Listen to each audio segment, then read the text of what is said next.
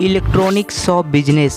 आज हम इस बिजनेस के बारे में जानेंगे कि इसमें इन्वेस्टमेंट कितना है, इस बिजनेस को शुरू कैसे करें, किस जगह पर शुरू करें और क्या गलती न करें कि हमारे बिजनेस में नुकसान हो। तो ये सभी स्ट्रेटेजी को जानने के लिए बने रहिए वीडियो के एंड तक। मैं हूं आदित्य और आप देख रहे हैं जी टॉप स्किल्स। जैसे जैसे टेक्नोलॉजी डेवलप होते जा रहे हैं वैसे ही नए नए इलेक्ट्रॉनिक चीज़ों का इन्वेंशन भी हो रहा है। ऐसे में आप अगर इलेक्ट्रॉनिक शॉप बिजनेस शुरू करते हो तो आप इस बिजनेस से अच्छा पैसा कमा सकते हो, क्योंकि इलेक्ट्रॉनिक की इन्वेंशन से हम ह्यूमन बीइंग की लाइफ काफ़ी आसान हो गई है और इलेक्ट्रॉनिक का इन्वेंशन कभी भी बंद नहीं हो सकता।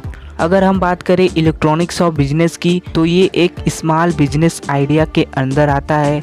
आज हर घर में बिजली है, लोग गर्मियों में कूलर और पंखे खरीदते हैं तो सर्दियों में हीटर, और कुछ लोग अपने घरों को अच्छा और सुंदर दिखने के लिए घरों में wiring, LED light, designing electronic चीज़ें लगवाते रहते हैं। आप इस बिजनेस को कहीं भी रहकर शुरू कर सकते हो, चाहे वो गाँव ही क्यों न हो।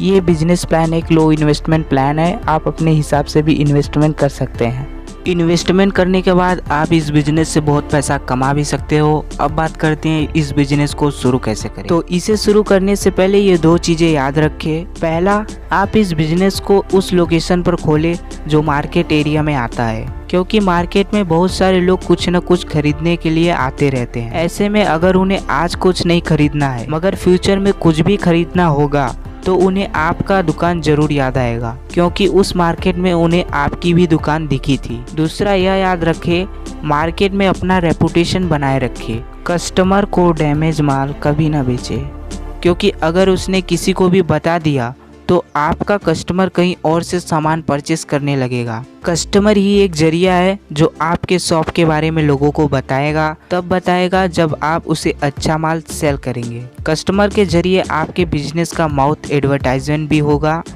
मान लीजिए अगर आपके कंपटीशन में अगर कोई और इलेक्ट्रॉनिक शॉप है तो आप ये कभी मत सोचना कि अपनी दुकान नहीं चलेगी। आपकी भी दुकान चलेगी, मगर तब जब आपके ऊपर कस्टमर को भरोसा होगा। ऐसे में एक सिचुएशन और क्रिएट होगा कि अगर आपकी और सामने वाले की दुकान पर जितने कस्टमर होंगे वो आपस में डिवाइड हो जाएंगे। ऐसे में आपको अपने कस्टमर को बनाए रखना है। रिपीट कस्टमर से आपके बिजनेस में ग्रोथ आ सकता है।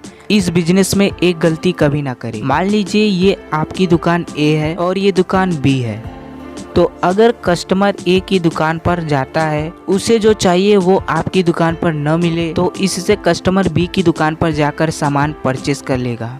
इससे कस्टमर के मन में ये थिंकिंग क्रिएट होगा कि आपकी दुकान कम चलती है, इसकी वजह से आप स्टॉक कम रखते हो, इस वजह से शायद वो आपकी दुकान पर न आए। याद रखिए, मैं एक स्मॉल स्केल बिजनेस की बात कर रहा हूँ, तो समय पर स्टॉक चेक करना भी बहुत ज़रूरी है।